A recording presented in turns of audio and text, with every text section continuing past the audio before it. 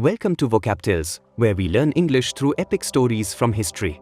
And today, we bring you the incredible life of a spiritual firebrand who lit the lamp of Indian pride across the world, Swami Vivekananda.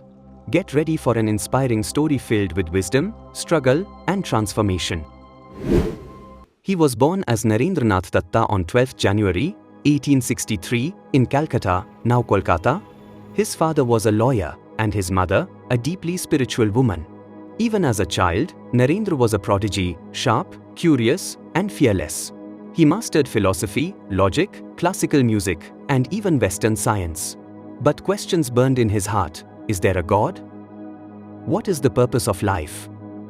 His thirst wasn't just for knowledge. It was for truth. Narendra's quest for God took him to many spiritual teachers. But no one satisfied him, until he met a humble saint at Dakshineshwar, Sri Ramakrishna Paramahamsa. When Narendra asked him, "Have you seen God?" Ramakrishna replied, "Yes. I see him as clearly as I see you. And I can show him to you." That moment changed everything. Under Ramakrishna's guidance, Narendra experienced deep meditation, spiritual ecstasy, and finally, the divine. This was the beginning of his spiritual awakening. After Ramakrishna's death in 1886, Narendra and his fellow disciples took monastic vows and formed the Ramakrishna mission. Narendra now became Swami Vivekananda.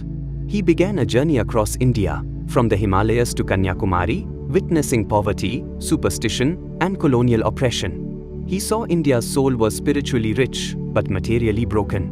He realized the need of the hour is not religion, but strength. Man-making is nation-building. In 1893, Swami Vivekananda traveled to the Parliament of the World's Religions in Chicago, USA, with barely any money and no official invitation. But when he finally stood to speak, he began with the words, "Sisters and Brothers of America," and the crowd erupted in a standing ovation. His message of tolerance, universal acceptance, and the oneness of all religions stunned the West. He explained Vedanta, yoga, and India's ancient wisdom in perfect English, yet with spiritual fire. He said, "I am proud to belong to a religion which has taught the world both tolerance and universal acceptance." When Vivekananda returned to India in 1897, thousands gathered to greet him. For them, he was no longer just a monk. He was a national hero. He said, "The future of India lies in the hands of her youth. Arise, awake, and stop not till the goal is reached." He established the Ramakrishna Mission, an organization that still runs schools, hospitals, and relief work across the world. He taught that true patriotism meant service to the poor, the sick, and the ignorant. Swami Vivekananda died young, at just 39 years old, in 1902. But his influence was immortal. Mahatma Gandhi said, "Vivekananda's words increased my love for my country 1,000-fold."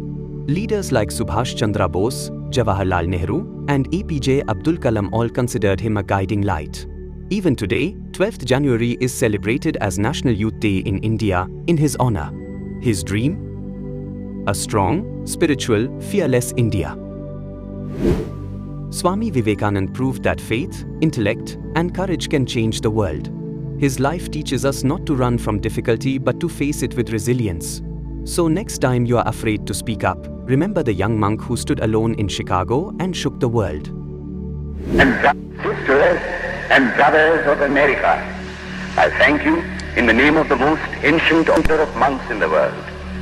I thank you in the name of the mother of religions. And I thank you in the name of the millions and millions of Hindu people of all classes and sects. This was the story of Swami Vivekananda, the monk who awakened India. If you were inspired and learned something new, don't forget to like, share, and subscribe to VocabTales, where stories make you smarter.